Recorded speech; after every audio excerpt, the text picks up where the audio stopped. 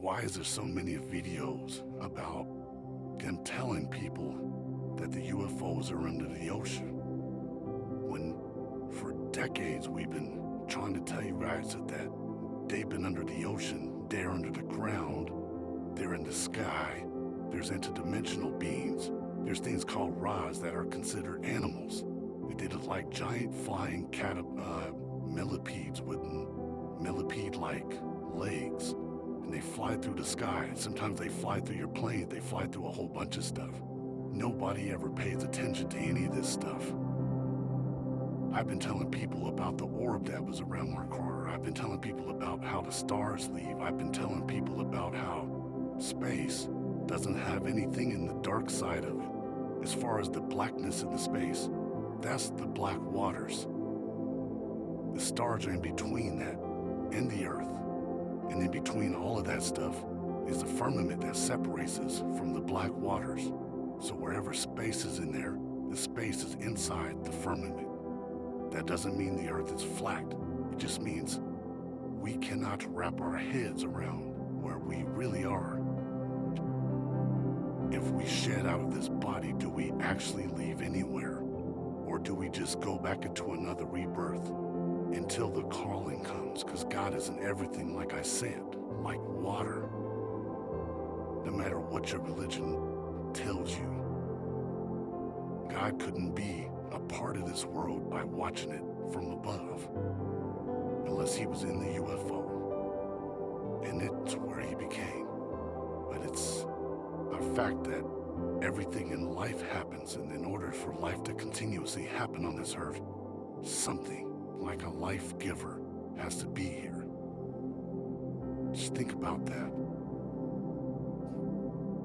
And for those that think God's a woman, I'm not one of those. I don't think God has any real masculine form or feminine form. I believe could be simple as explained if I wanted to go with the man part, as far as a man is needed to impregnate a woman, and what we did with the earth was impregnate the earth with life.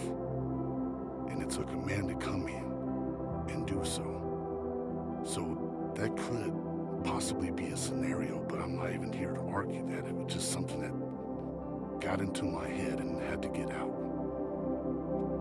Just been wondering what you guys think about these aliens in the water. Does it scare you? Do you think they can get in the ocean, move this fast, and not bore tunnels all through this earth? If that's the case, and if there is aliens, then the giants are here, and the fallen angels are here, and the Eternals, people that walk this earth for all eternity, are walking this earth today, watching your videos sometimes, looking at you. And when the aliens or demons or whatever tell you that they created you, that's because angels were a part of the creation process, wasn't they? That's something else to look at. They would know and be slightly telling you the truth when they say they created you if they were part of the creation, but they want to create her. Just here to make you think, even when they won't want to. Because somebody has to do the hard stuff, and somebody has to just sit and take their time. The only way you're gonna see UFOs is if you spend a little time by yourself, not distracted by anyone else. And that's how it is. They only show themselves to who they find worthy of showing themselves to. I've been around people who couldn't see it, but only a handful of us could. I can't explain it. That's the reality of the situation. Some of you will never see it. Some of you will have fears of over things, hearing about this stuff, but not knowing that sometimes it's just a whole bloodline and it's in your family. And if your family wasn't chosen, well, they'll never be chosen unless something wakes them up. The awakening is happening. Technology happened. This isn't just happening. There isn't no movement happening. This has always been happening.